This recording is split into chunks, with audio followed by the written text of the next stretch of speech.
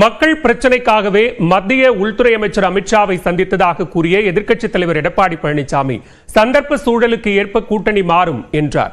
தமிழ்நாடு சட்டப்பேரவை கூட்டத்தொடர் நடைபெற்று வரும் நிலையில் எதிர்க்கட்சித் தலைவர் எடப்பாடி பழனிசாமி திடீரென நேற்று பிற்பகல் டெல்லி புறப்பட்டுச் சென்றார்.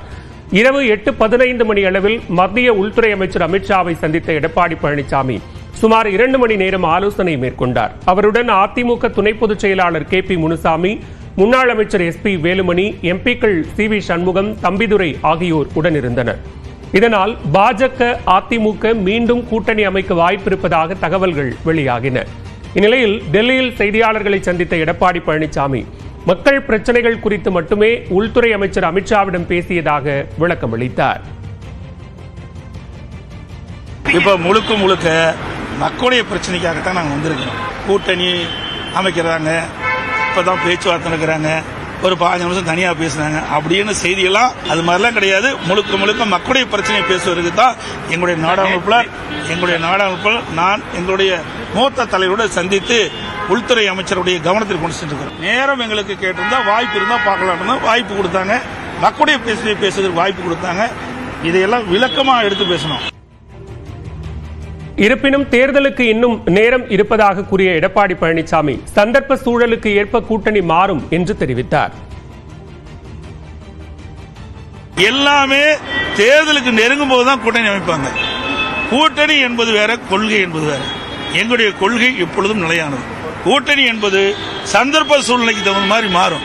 இப்ப இருக்கிற திமுக கட்சியோட இருக்கிற கட்சி, திமுக கூட்டணி அங்க வைக்கின்ற கட்சியில் அங்கேயே இருக்க போதா? அதெல்லாம் கிடையாது. அதாவது அந்த நேரத்தில் எப்படி சூழ்நிலை ஏற்பதோ அதுக்கு தகுந்த மாதிரி தான் கூட்டணி மாறும். முன்னதாக கல்வி மற்றும் 100 நாள் வேலை திட்டத்திற்கு தமிழ்நாட்டிற்கு தர வேண்டிய நிதியை ஒதுக்க அமித்ஷாவிடம் வலியுறுத்தியதாக எடப்பாடி பழனிசாமி கூறினார். மேலும் தொகுதி மறுசீரமைப்பில் தமிழ்நாடு பாதிக்கப்படக்கூடாது என்பதை வலியுறுத்தியதாகவும் எடப்பாடி பழனிசாமி தெரிவித்தார். தமிழகத்தில் தொடர்ந்து இருமொழி கொள்கை கடைபிடித்து வருகிறது. அதை தொடர வேண்டும் என்றும் நாடாளுமன்ற தொகுதி மறுசீரமைப்பை தமிழ்நாட்டிற்கு எந்த விதத்திலும் பாதிப்பு ஏற்படாத வண்ணம் அந்த மறுசீரமைப்பை நடத்த வேண்டும் என்றும், அதோடு தமிழகத்தில் டாஸ்மாக் மிகப்பெரிய முறைகேடு நடைபெற்றிருப்பதாக அமலாக்கத்துறை வெளியிடப்பட்டிருக்கின்றன. அதை முழுமையாக விசாரித்து தவறு இழைக்கின்றவர் மீது கடுமையான நடவடிக்கை எடுக்க வேண்டும் என்று வலியுறுத்தியிருக்கின்றோம். இந்நிலையில் எதிர்க்கட்சித் தலைவர் எடப்பாடி பழனிசாமி மற்றும் உள்துறை அமைச்சர் அமித்ஷாவின் சந்திப்பு தமிழ்நாட்டு மக்களின் நலன் சார்ந்தது என்று தமிழ் மாநில காங்கிரஸ் தலைவர் GK வாசன் தெரிவித்தார். தமிழகத்துடைய எதிர்க்கட்சி தலைவருக்கு சில பொறுப்புகள் இருக்கிறது.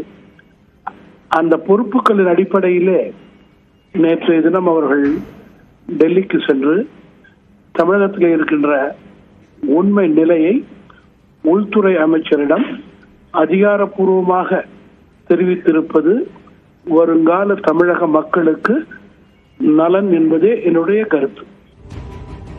இந்நிலையில் கணக்கு கேட்டு கட்சி ஆரம்பித்த அதிமுக தற்போது தப்பு கணக்கு போட்டுக் கொண்டிருப்பதாக அமைச்சர் தங்கம் தென்னரசு விமர்சித்துள்ளார். தமிழ்நாடு சட்டப்பேரவையில் ஊரக வளர்ச்சித்துறை மீதான மானிய கோரிக்கை விவாதத்தில் பேசிய அதிமுக முன்னாள் அமைச்சர் கடம்பூர் ராஜு 2026 முடிக்க வேண்டியவர்களின் கணக்கை முடித்து எடப்பாடி பழனிசாமி புதிய கணக்கை தொடங்குவார் என்று கூறினார்.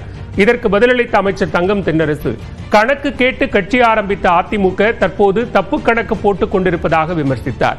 பின்னர் பேசிய அதிமுக முன்னாள் அமைச்சர் SP வேலுமணி MGR ஜெயலலிதா வழியில் எடப்பாடி பழனிசாமி போடும் கணக்கு சரியாகத்தான் இருக்கும் என்றும் கூட்டி கழித்து பார்த்தால் சரியாக வரும் என்றும் பதிலளித்தார்.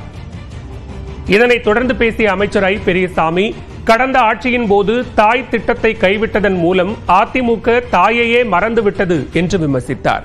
அதற்கு பதிலளித்த SP வேலுமணி தாய் திட்டத்தை தாங்கள் நிறுத்தவில்லை என்றும் தங்களை வளர்த்தெடுத்த ஜெயலலிதாவை என்னாலும் மறக்க மாட்டோம் என்றும் குறிப்பிட்டார்.